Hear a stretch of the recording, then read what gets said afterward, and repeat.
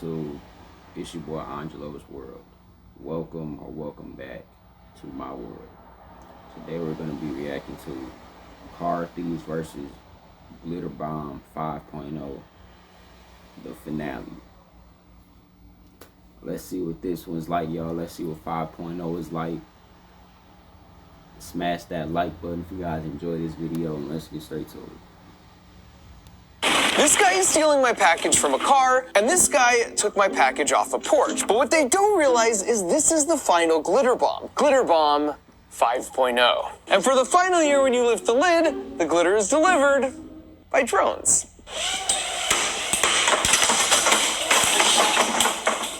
5 years ago, when these two stole a $6 package from my porch, little did they know that singular act on an otherwise unremarkable lovely spring morning would set in motion a series of events that would unleash buckets of glitter in the homes of would-be porch pirates nationwide and eventually lead to the takedown of a $60 million international crime ring. So today, not only will I show you what happens when you combine autonomous drones and glitter, and then what happens when you get into a chess match with a bunch of car thieves, but I'll end the whole series with an update on what happened to those massive scam call centers we infiltrated and exposed in India. Now, if you're new here, the 10-second recap is that after that package was stolen from my house, the police wouldn't do anything about it, even when presented with the evidence. So at that point, I knew that to avenge the theft, I was gonna have to use my engineering skills to go full Home Alone.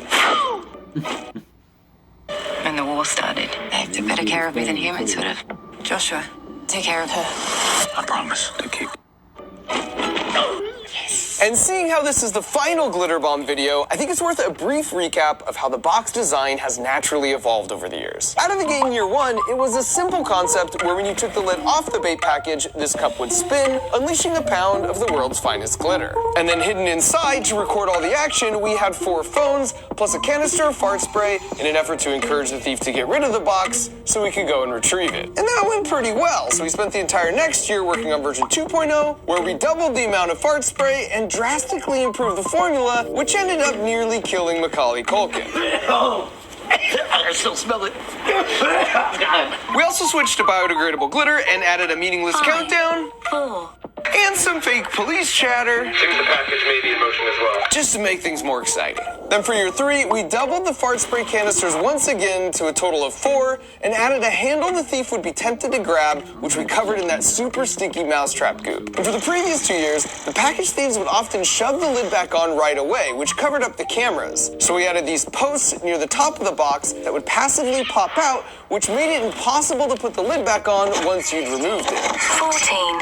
13. We also added flashing police lights and made a doormat that had these conductive charging contacts so we could keep the whole box fully charged until the moment it was stolen. Then for GlitterBomb 4.0, as soon as you touch the lid, it would get shot straight up into the air, compliments of these 2 boxing gloves attached to pneumatic pistons. We also added an actual car horn to make things more exciting and redesigned the cup so that by using the centrifugal force generated from spinning, you could passively get 3 chances to shoot some glitter instead of losing it all in one single shot. Then for the porch, we built a fake planter box that would slide over and hide the package at night so the homeowners wouldn't have to worry about bringing it in, and we were guaranteed to get it stolen in the day when the light was better. And all of that brings us to year 5, GlitterBomb 5.0. I knew this was going to be the last year, so I decided to go for broke and attempt the biggest redesign to date. And this is a terrible idea, by the way. In engineering, if something is working well enough, conventional wisdom states you should basically change nothing, but pretend like you changed a lot. So for starters, last year we had 4 vials of fart spray for a total of 20 milliliters, and for this year, because we're not messing around, we have a 1-liter tank. And for those of you keeping track at home, that's 50 times more fart spray. To pull this off, instead of using a rotating cam system like before, now we have a peristaltic pump that continually forces the fart spray through 2 nozzles and basically never lets up. And because I can't exactly explain how much worse something smells over video, this is a sensor that measures the number of particulates in the air. And the more particulates, the more intense the smell. And if we place last year's GlitterBomb in the chamber, it measures 250 particulates of nastiness per liter, whereas this year's tops out at 750. Which means it's not only going to last a lot longer, but it's going to be 3 times more intense. Now, to house that massive reservoir of fart spray, we had to expand the footprint for the box, which means we had room underneath it to house the brains of the system. I got a question. What makes, I know I'm asking it, there is no dumb question. What makes motherfuckers steal boxes, random ass boxes, What makes y'all motherfuckers steal boxes? Like, on some real shit, you just see a random ass box and you just go and steal that shit. For what?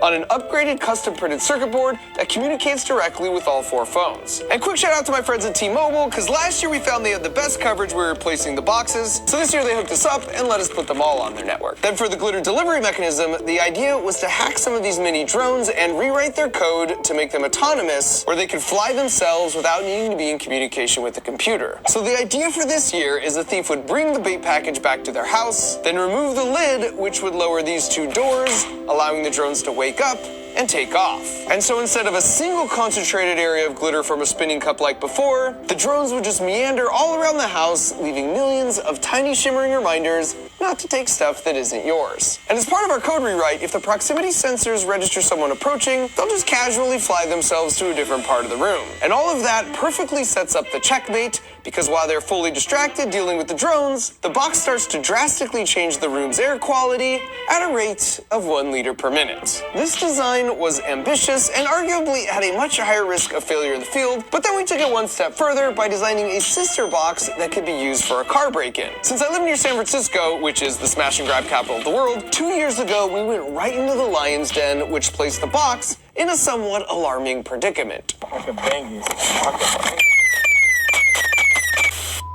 And while tempting, it seemed irresponsible to have a couple drones flying around inside a moving vehicle, so this box could be triggered remotely via text message and can activate the fart spray without needing to be opened. And then right before the nozzles kick in, this 360 cam pops up to cover all the action. And if at any point the camera senses it's being tampered with, just like one of those fancy hood ornaments, it will retract itself back inside the box. So after about 10 months of designing, building, and testing, we set them out on a bunch of porches and in a bunch of cars, and we waited. And we didn't have to wait long.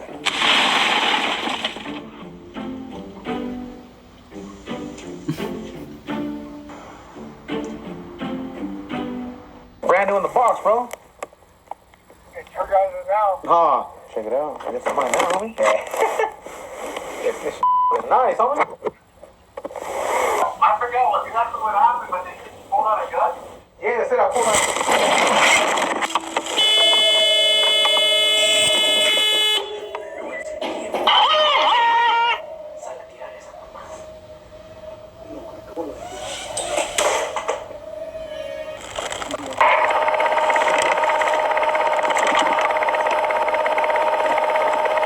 15, 14, 13, 3, 2, 1.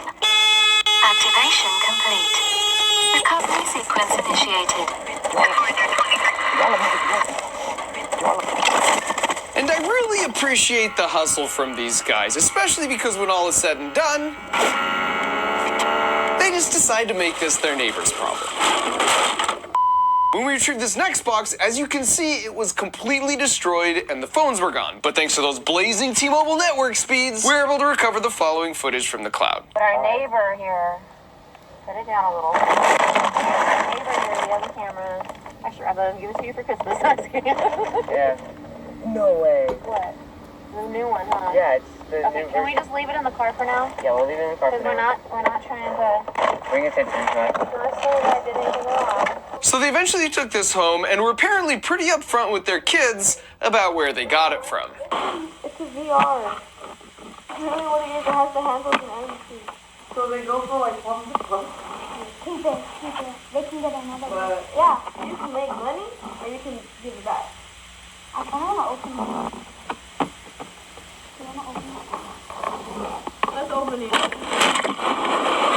Oh my god, it's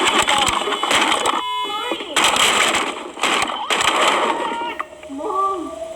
Mom, I think it is a bomb. Mom!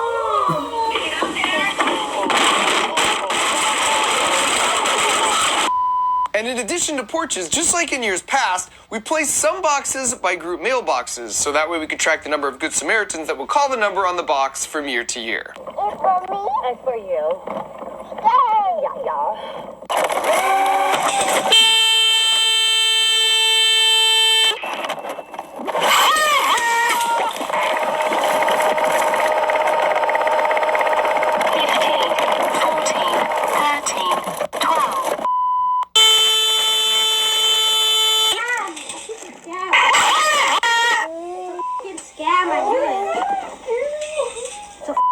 scam.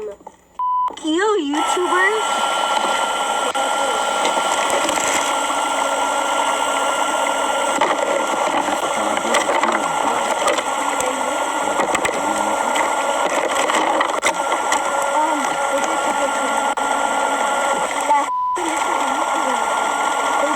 Scam. 15, 14, 13, 12, 11, 10, 9, 8, 7, 6, 5, 4, 3, 2, 1. Activation complete. Recovery sequence initiated.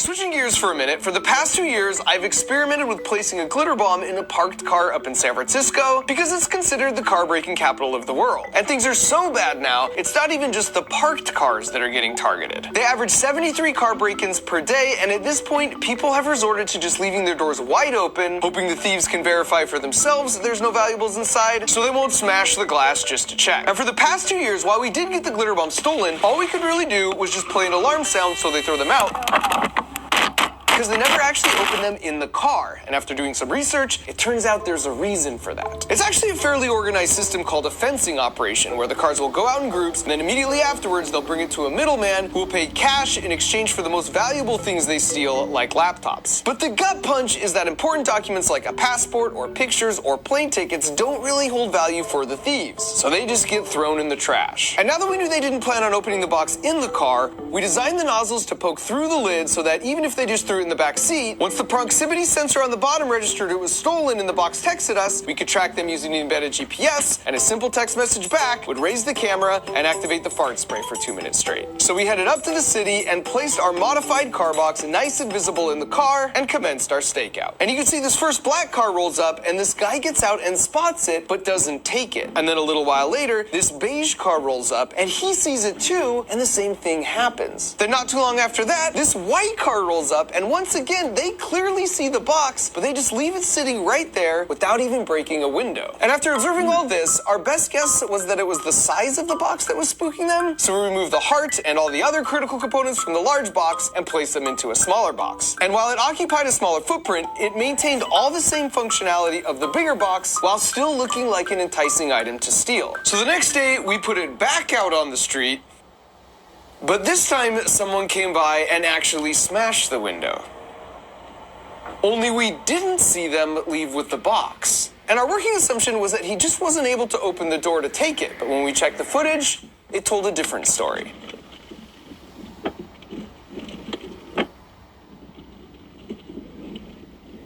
What you trying to do? Not only did he once again intentionally not steal a smaller box, but the real reason for breaking the small window was to pull the back seat down and check the trunk. Which means if you take nothing else away from this video, you should know putting your luggage in the trunk is not a solution to keep it from getting stolen. The reason they break these little windows so often, but it seems like nothing is missing, is because they're pulling down the seat to quickly check what's hidden from view in the trunk. And at this point, it was pretty disappointing, but we realized they'd adapted. Word must have gotten out from stealing our glitter bombs in previous years that a juicy looking box like this sitting out in plain sight is nothing but trouble. And as an engineer, I never claimed to have all the answers, but I know the process to get all the answers. And that's trying and failing and tweaking over and over again. So while we did have a couple useless car boxes and a busted window, we also knew their MO, which meant we now had a plan. And that plan was to shrink the box down even further to fit it in a backpack. That did mean we had to make some compromises, like losing the camera and reducing the fart spray reservoir down to this improvised pouch. But to make sure that it was still adequate, we sprayed it on this chair, and not only did it still last for 2 minutes, but we left that chair outside to air out and confirmed a few days later it was still in real bad shape. So with renewed hopes, we once again hit the streets, this time with 2 backpacks in 2 separate cars parked in 2 different spots, and as fate would have it, they both got hit within about 5 minutes of each other.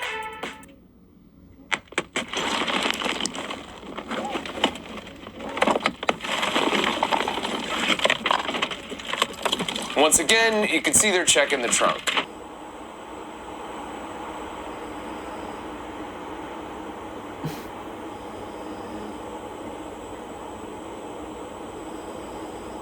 And there's two interesting things to point out here. Number one, if you look at the jacket on this guy and compare it to the jacket from the previous break-in, you can see it's the same guy, suggesting they probably work the same routes, which means they probably recognize regularly parked cars versus a new visiting car. So I felt especially honored that a trained professional like this fell for our backpack, even if it was possibly in a desperate attempt just to find a belt.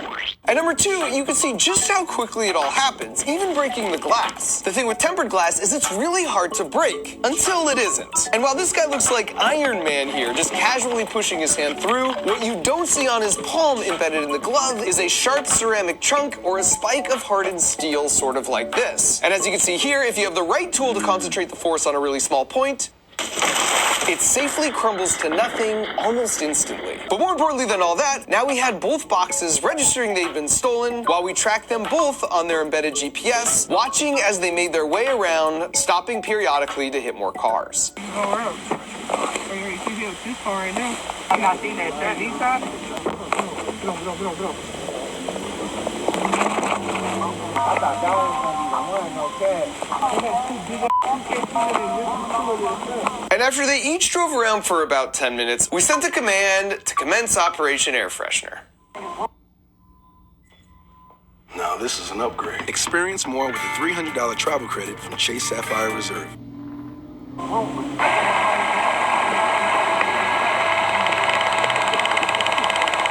And unfortunately, because we had to condense everything down so small sort of last minute, the mic was in the same small box as the pump, so we don't know exactly what was said. But what we do know is that about 90 seconds after the pump started, they tossed the whole bag from the car. And the best part about this is that outside the backpack, the pump and spray are actually really quiet. So the only possible way they could have located the source is if they sniffed their way to the answer. And as our test showed, they'll continue sniffing it for weeks. And in the second car, it was a nearly identical outcome. I'm not doing it. I gotta put that to me. Only in this case, because the pump ran a little quieter at one point, we got to hear them close in on the source. And about 20 seconds later, their backpack met the exact same fate as the first.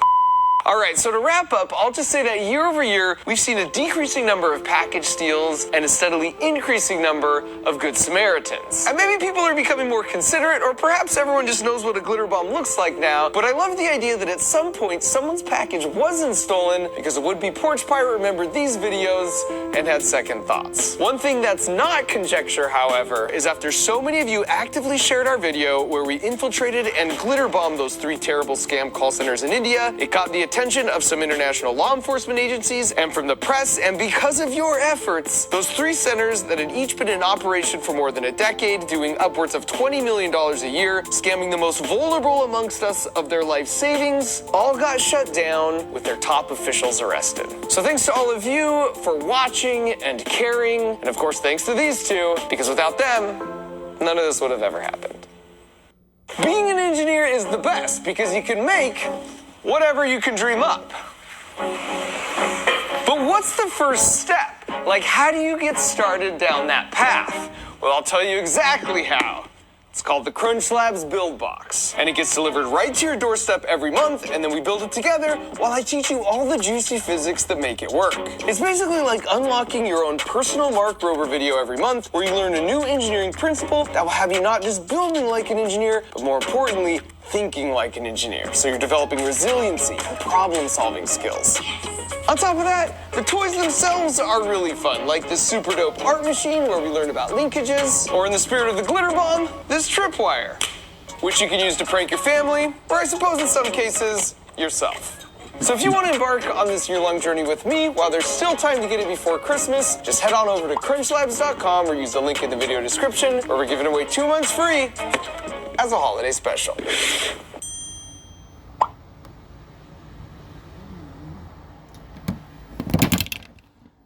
Sheesh. My bad, y'all. But that's the end of this video, man. Mark Rober, GlitterBomb 5.0 versus Car Thieves. Again, you did your thing, man. You found a whole new way for us to stop car thieves, and some way. And I hope anybody who actually used it, it worked for them. But if you guys enjoyed this video, smash that like button. Comment down below what you guys thought about this video and what other videos you guys would like to see. And smash that subscribe button and turn on that post notification bell so you don't miss any other videos. And check out GlitterBomb versus Car Thieves 4.0. GlitterBomb 4.0 versus Car Thieves. It's gonna be right here. Go check that out. And I'll see you guys in the next video. I'm out. Peace.